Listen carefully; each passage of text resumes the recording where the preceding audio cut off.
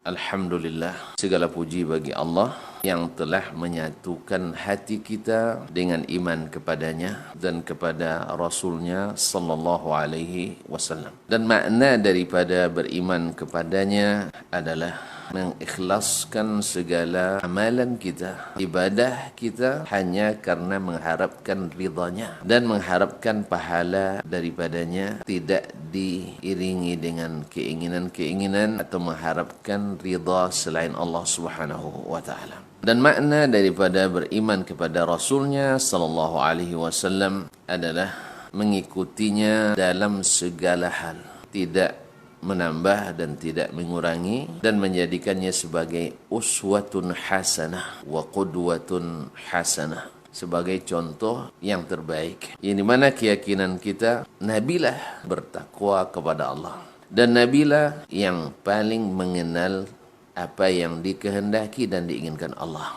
Oleh sebab itu, seorang muslim dan muslimah yang telah berikrar bahawa tidak ada Rabb atau ilah yang diibadati dengan hak kecuali Allah, dan tidak ada rasul yang diikuti kecuali Nabi Muhammad sallallahu alaihi wasallam, maka dalam segala ibadahnya akan dihadirkan dua hal ini, yaitu tidak beribadah kecuali karena Allah Subhanahu wa taala, dan tidak lain kecuali ingin mendapatkan pahala daripadanya. Demikian pula karena Nabilah yang paling mengenali Allah Subhanahu wa taala, tidak berkeyakinan kecuali dengan apa yang diyakini oleh Rasulullah sallallahu alaihi wasallam, tidak melakukan amalan dan ibadah kecuali mengikuti yang dilakukan oleh Nabi alaihi salatu wassalam, atau yang diperintahkannya, atau yang ditakrir atau disetujuinya di saat syariat ini masih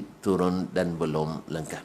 Dua syarat inilah yang disebut oleh para ulama dengan syarat diterimanya amal kita. Dan ini maklum di kalangan as-salafus salih bahwasanya amalan itu tidak diterima kecuali dengan terlengkapinya dua syarat ini. Oleh sebab itu, setiap muslim dan muslimah ketika beramal mesti memperhatikan ini. Pertama, benahi niatnya.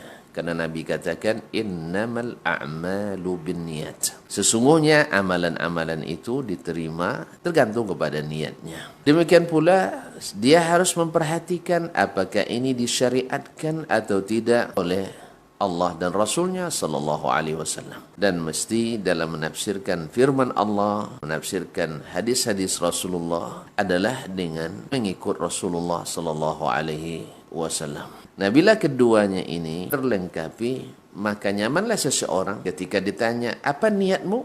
Dia jawab, mengharap ridha Allah. Siapa yang kau ikuti? Adalah Rasulullah sallallahu alaihi wasallam. Dengan demikian, segala jawabannya benar, sehingga tidak perlu mencari-cari alasan yang lain yang lebih banyak dibuat-buat. Seperti kata pepatah Arab, al-haqqu ablaj wal batilu lajlaj. Yang hak itu terang benderang dan kebatilan itu banyak mencari-cari jalan subuhan. Semoga Allah SWT jaga kita dengan iman kepada Allah dan Rasulnya, dan amal, keyakinan dan ibadah kita. Mudah-mudahan diterima oleh Allah Subhanahu wa taala.